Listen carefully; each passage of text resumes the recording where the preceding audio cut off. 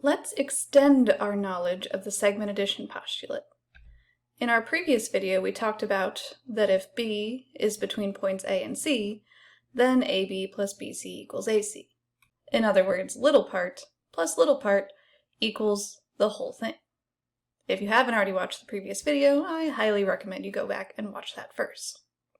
Because in this video, we're going to be extending that idea to more than just two segments at a time. You can actually divide a segment up into as many smaller segments as you want to, and the concept still remains the same.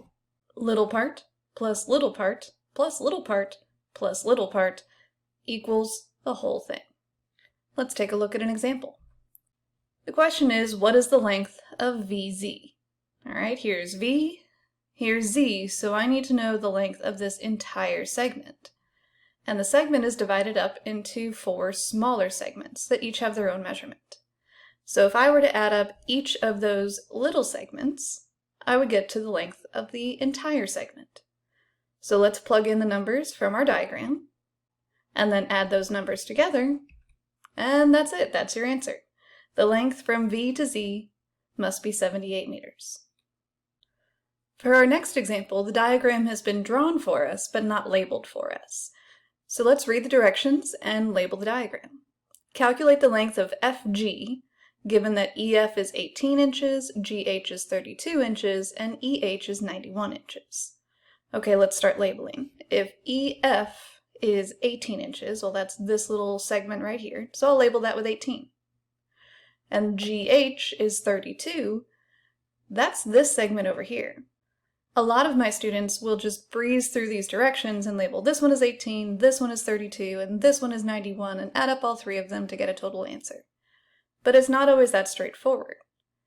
Read the directions carefully, label your diagram correctly, because not every problem is going to work exactly the same. GH being 32, that belongs right here. And EH being 91, that's from the beginning of the segment to the end of the segment. It's the whole thing. And remember from our previous video that to label an entire segment that's been divided up into other segments, you'll want to use a bracket to indicate just how far that measurement goes. So the question is, how long is FG? How long is this segment here in the middle? Well, I don't want to add up all 3 of these numbers to get to that small segment. I'm going to have to do some subtracting. The easiest way to wrap your head around this, in my opinion, is to write your segment addition postulate first, and then fill in each of the numbers from your diagram so you can see exactly what you're working with. So EF plus FG plus GH, that's little part plus little part plus little part, equals EH, the whole thing. Now we'll fill in the numbers that we know from the diagram. EF is 18, FG, I don't know yet, so I'm just going to leave it as FG, and GH is 32, and EH is 91. Well, if I need to solve for FG, the first thing I should do is combine like terms. 18 and 32 gives me 50, and then from here I just need to subtract 50 from both sides to figure out that FG is 41 inches long.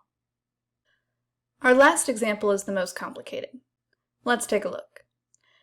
Point Q lies between points P and R, point R lies between points Q and S, and then we're given various measurements for each of those segments. Well, the first thing that I'm going to need to do is draw a diagram. And I like to start my diagrams by drawing each of my points. So how many points are we talking about in this problem? Our first sentence includes 3 different points. I have P, Q, and R. So I have at least 3 points already. The second sentence starts out by talking about point R, but we had already talked about point R in the first sentence, so that's still just 3 points so far. And same thing with point Q, we already had that, so that's still just 3 points, and then I have point S. Well, I hadn't already talked about S, so that must be a 4th point. So I'm going to draw 4 points, and I'm going to draw them all in a line. I'm going to draw them to be collinear because of this word between. Between implies that they would all be on a straight line. Well, now I have to figure out which point is which.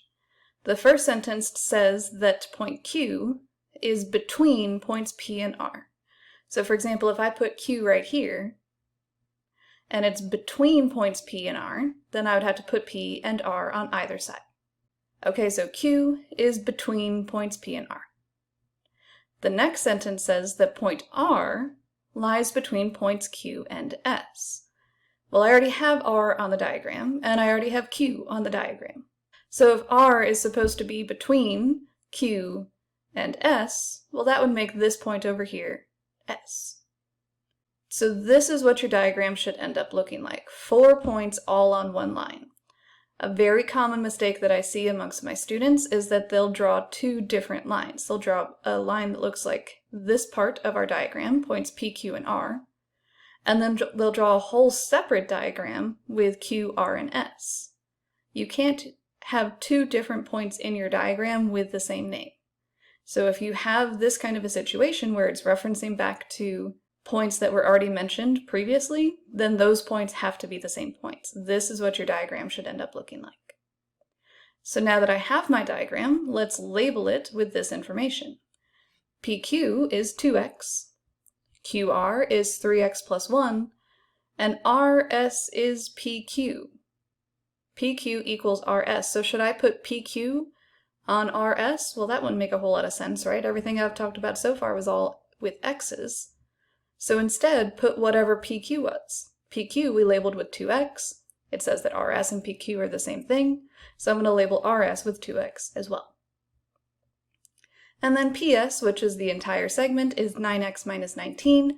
I'll label that with a big bracket. So according to the segment addition postulate, I can add up each of the little segments, so 2x plus 3x plus 1 plus 2x, and set that equal to the length of the entire segment, which is 9x minus 19.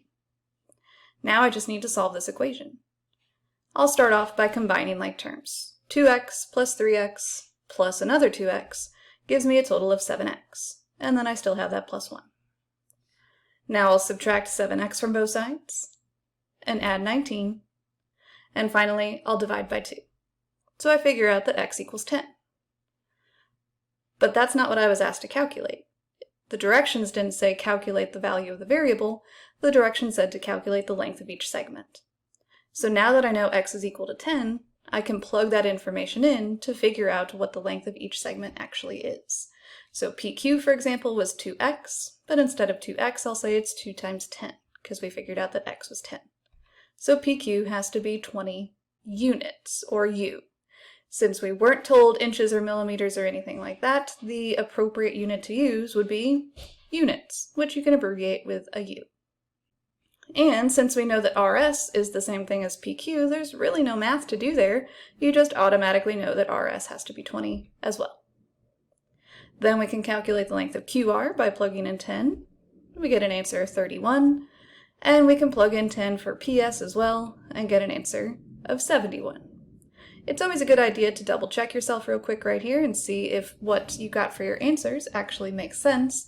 In other words, is PQ plus RS plus QR, is that equal to PS?